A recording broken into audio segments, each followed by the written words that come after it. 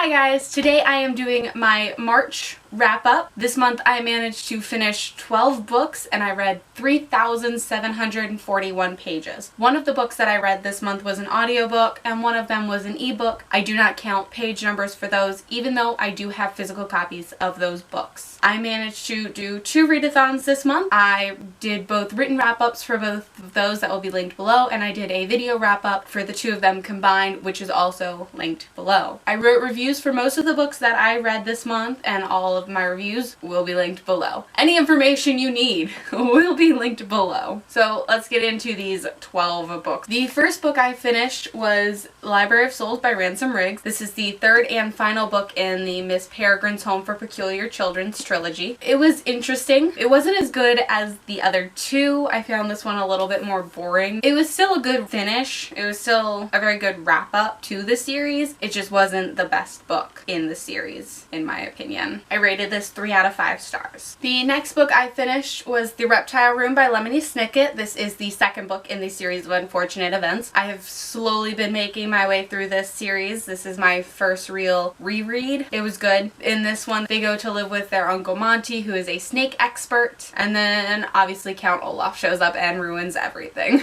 I rated this 4 out of 5 stars. By Merrick Ninjkamp. I'm not sure how to pronounce that. This is about a school shooting. It takes place in 54 minutes from 4 points of view during an active shooting. It was definitely a little hard to read in some places, and it was definitely interesting. And I do have a couple complaints, mainly about the characters and stuff like that, but it was still, I think, an important read. I rated this 3 out of 5 stars. The next book I finished, I read as an ebook because I received an ARC of this book from NetGalley, and that is You Were Here by Corey McCarthy. I believe this came out on March 12th. I can't remember the exact date. This is about a girl whose brother died on his graduation day, and now 5 years later it's her graduation day, and she has officially made it further than Jake did. She meets up with some friends and they go on some adventures, and it was just really interesting, and it was really cute in some ways also, because there is a little bit of a romance in this. Overall, I really enjoyed this book. I rated it 4 out of 5 stars. After that, I finally finished this thing.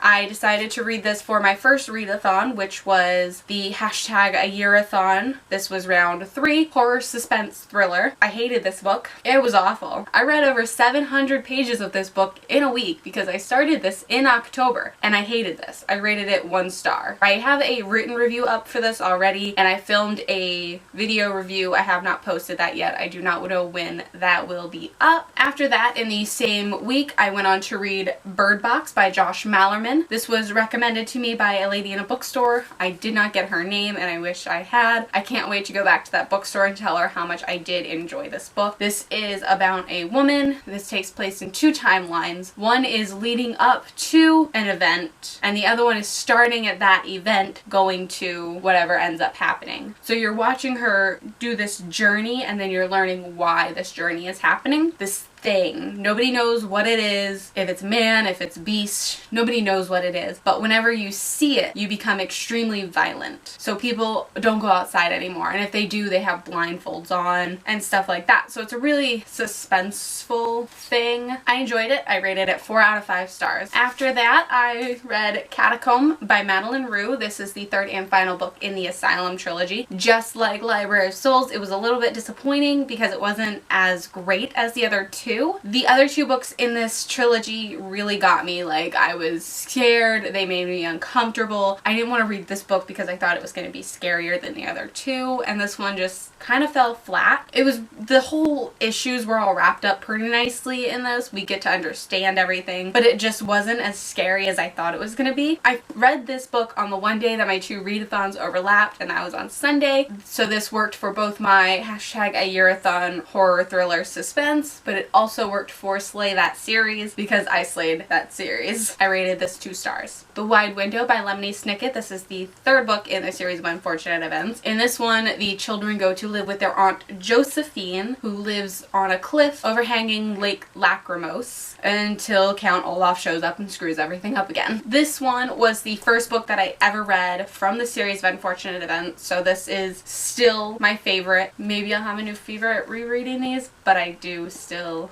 enjoy this book. I rated this 4 stars. After that, I went on to read Wandering Star by Romina Russell. This is the second book in the Zodiac series. We follow Ro again as she's going about the planets and doing stuff. I don't really remember all of what happened in the first book, but the little hints that she throws into this book really helped jog my memory because I read the first book over a year ago when it first came out. This was a good book. It was a good continuation and I can't wait for the next book. I rated this 4 stars. After that, I read Obsidian Butterfly by Laurel K. Hamilton. This is the 9th book in the Anita Blake Vampire Hunter series. I started this for my Slay That series. I did not, however, finish it until a couple days later. This one's fun because we follow Anita as she goes to help Edward, who is one of my favorite characters, on a thing that he's doing in Santa Fe. So we get to see the other side of Edward. We get to see his cover story, and he also has 2 acquaintances that he calls in for this mission who are both really interesting characters, and I can't wait to see them again. I really enjoyed this. I rated it 4 out of 5 stars. After that, I went on to listen to The Girl on the Train by Paula Hawkins. I started this for my hashtag a yearathon, and I obviously did not finish it. I was listening to it on audiobook, which I think was really good. We have 3 narrators in this, so they had 3 different women narrating the audiobook, and I think that helped. It was really frustrating for a really long portion of this book, and I did enjoy the way it ended, but it still wasn't amazing. I rated this 3 out of 5 stars. The last book that I have finished as of today was A Farewell to Arms by Ernest Hemingway. This is about an American man fighting for Italy in World War I. There is a small love story in this, which you get to understand more towards the end, and I really enjoyed that aspect of it. Other than that, this book was very dry and bland and it was quite boring. I rated this 2 stars. So those are the 12 books that I finished this month. On to my goals and challenges section. For my personal goals, I have read 31 out of the 60 books that I want to read this year, and I have read 9,348 pages out of the 20,000 pages that I want to read this year. I am over halfway through my Goodreads reading goal, which is also 60 books. I am almost at the halfway point of my page challenge. I have completed 5 more out of my Pop Sugar reading challenge. A book that takes place in Europe, A Farewell to Arms. A book recommended by someone you just met, Bird Box by Joshua Malerman. A book that is over 600 pages, Under the Dome by Stephen King. A book that takes place in the summer, You Were Here by Corey McCarthy. A book about a road trip. For this, I counted Catacomb because there is a road trip in this. I did not complete any of the challenges from the Book Riots Read Harder challenge this month, but I managed to do 2 from the Every Year challenge. The Wide Window, 2000, Under the Dome, 2009. Just like last month, my currently reading pile is quite large. I am still reading The Catcher in the Rye by J.D. Salinger. I am also still reading the Bible, making my way through it kind of slowly. The Book Thief by Marcus Suzak. I'm about halfway through. I've been taking a break since I started my readathon. Hopefully I will finish this next month. Really enjoying it. The Witches, Salem 1692 by Stacy Schiff. This is a hunk of a book and it is slow. The ones that I started this month, A Treasury of Virginia Tales by Webb Garrison. I am currently listening to Eat, Pray, Love by Elizabeth Gilbert on audiobook. And I am reading an e-arc of Lilac Girls by Martha Hall Kelly. I received an e-arc of this through NetGalley. So that is it for all the books that I have read as of today and all of the books that I am currently still reading. Don't forget to check out my written wrap-up when that is uploaded. It will be posted on April 1st. Don't forget to comment and let me know what you read this month. If you've read any of these books, let me know your thoughts on them. Also, if you are a fellow booktuber, please leave the links below for your wrap-ups. I would love to watch them. Thank you for watching. Don't forget to like and subscribe so you can check out my next video. Have a great day and a wonderful week. Bye.